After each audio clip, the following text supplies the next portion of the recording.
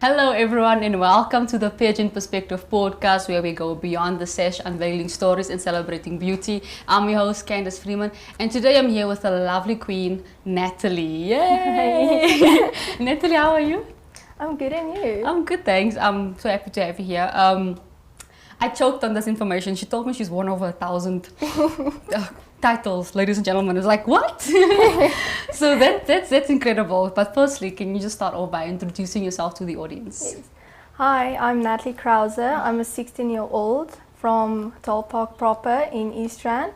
I'm in word school the Anker in grade 11. And when I don't do pageants, I did it since I was 3 years old, pageantry.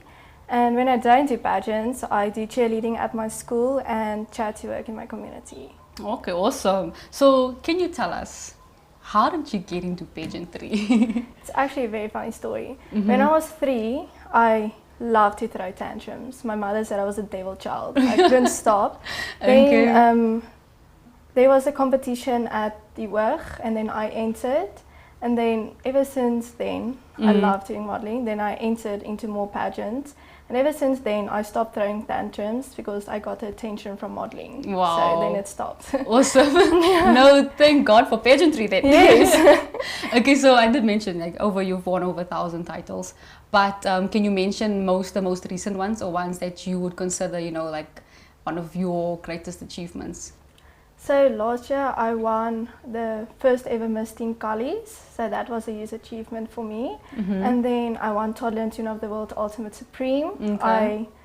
I tried that competition for 11 years, and last year was the first time I won the overall. Wow, so, I have to say well done. You tried it for 11 years and last year you finally got it. I just kept trying. That's gorgeous, yes. And then I won last year Pageant Festival Ultimate Supreme. That was the first time ever someone won all 5 competitions, all 5 overalls, and then the Grand Supreme. Sure. And then I won Miss Queen of the World, Miss Queen of South Africa, Miss Northern Gauteng and the overall, and Miss Springs, Miss Edenvale.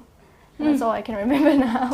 Sure, guys, this is like you see the package, it's this small there, but dynamite in there.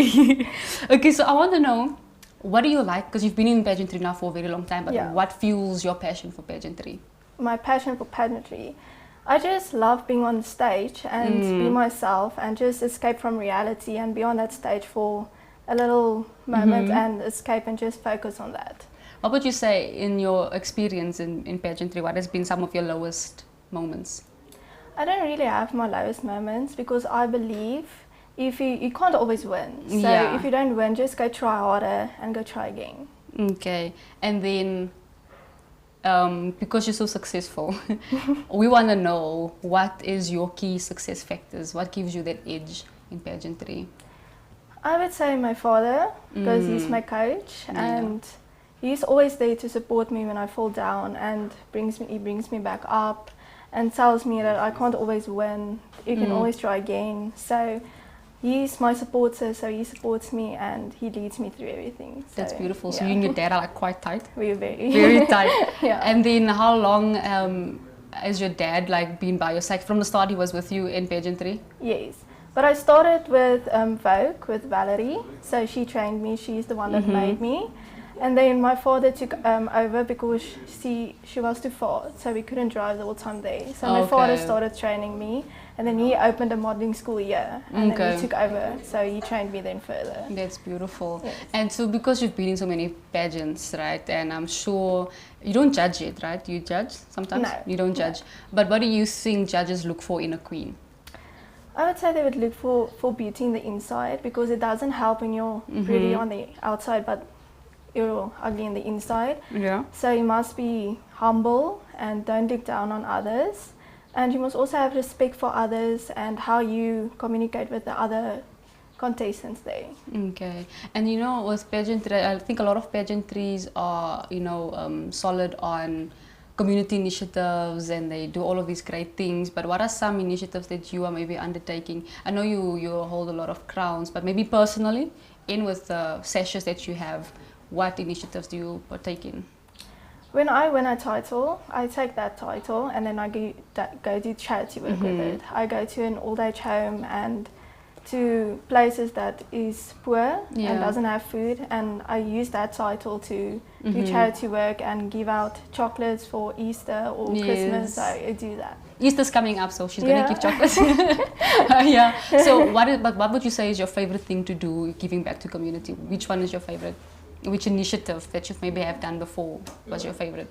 I would say the old people, because they family go drop them off and then they forget about them, so they are alone. So I like to go to the old age home because they don't have someone to talk to and they don't have anything to do. So us as a modelling school, we go there and we keep them company for a while and give them chocolates and stuff, so I can feel a little It's bit actually better. a beautiful experience. Omas and opas, they like conversation. They you know, always just want to talk and they have no one to talk to. So. And that makes a big difference for them, you know, in their lives and their daily lives. You know, it's like something new coming into their lives, and they just, I can talk to this person. It just changes up their routine, you know, spices things up a bit for them. Not that they have boring lives, I'm just saying.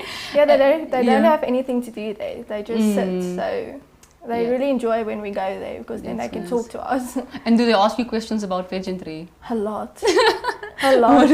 What do they ask? What's like the typical question they ask? Yeah, they would always take your sash like this and like, what did you win? Yeah. And how was it? Yes. Was it nervous? And it's like, yes, a lot.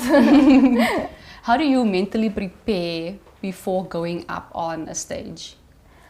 How I mentally prepare is when I stand by the stage, I go through my ramp in my head, and then I do stress a lot. I do. So I walk a little bit around at the back, and then just go with my ramp through my head. Then I just tell myself, relax, you're going to be okay. But when you get on that ramp, it just fades away. It just fades away. Do you live by a motto? Maybe you have a motto in life? Yes, I do. I believe you can succeed with anything if you have God by your side. Wow, beautiful. And then, because you've been so in so many pageants, but specifically your style in pageantry, what makes a winning outfit? You know, from the hair, the makeup, the shoes, what makes a winning outfit? I feel everyone has different style. So when you go look for an outfit, you must first fit it on, and if you feel beautiful in it, you must get it. Because if you don't feel beautiful, you're not going to do your best performance on the ramp. And I think that's the most important. It doesn't matter what other people say to you. If you want to wear this one, you must pick that one. And I feel like the shoes is the most important out of everything, because if you can't walk in your shoes, your whole ramp is going to be a disaster. So practice in your shoes and your dress beforehand and see how it goes, because you can't go on the ramp and then everything fails because it's the first time you walk in it. So you must practice beforehand. So anything you feel beautiful in, go for that. Okay. And then with answering questions, I don't know if you've mastered the art of answering questions from judges, but what advice would you give to effectively answer a question that's, you know, like you don't even know where this question's coming from? It's just like, oh, how do you answer that? I just think you must be yourself. There is no wrong answer. So just answer what's first coming to your head. And they must just remember the judges as people too, so they won't judge you. They must, but yeah. Okay, so this question is like a hypothetical question, you know, it's like just imagine.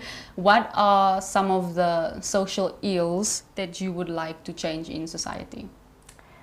Some of the social ills, I would love to put an age restriction, because there's a lot of predators on social, and a lot of young girls is also there, so it's a little unsafe for the kids. So I would put an age restriction, so some of the younger kids isn't on there. And then cyberbullying is also a big thing in it, because there's a lot of people that's getting bullied on social media, and it can lead to suicide. So that's one of the big If you were president for a day, what would you change? I know it's a big question, because there's so many things to do, but what would you do? There's a lot of things to do, and I think that's what makes the question difficult, because there's so much to do. There's so much, there's everything just flooding your mind. But let's try and pick one. I would change the potholes, because if you drive, they're literally everywhere, and it causes a lot of accidents, so it causes a lot of lives. So I would change the potholes because it's just so irritating because you drive and then pothole and then But even for companies in logistics, that are traveling, carrying stuff right and all of the things from here to there, it's also a problem for them. So did you hear, Mr. President? Potholes. But Natalie, thank you so much for coming on the Pageant Perspective Podcast. Thank you for me being here. It's a pleasure having you here. To our viewers, thank you guys for watching. That's all from Candice Freeman on the Pageant Perspective Podcast, where we go beyond the sash, unveiling stories and celebrating beauty. Bye. Bye.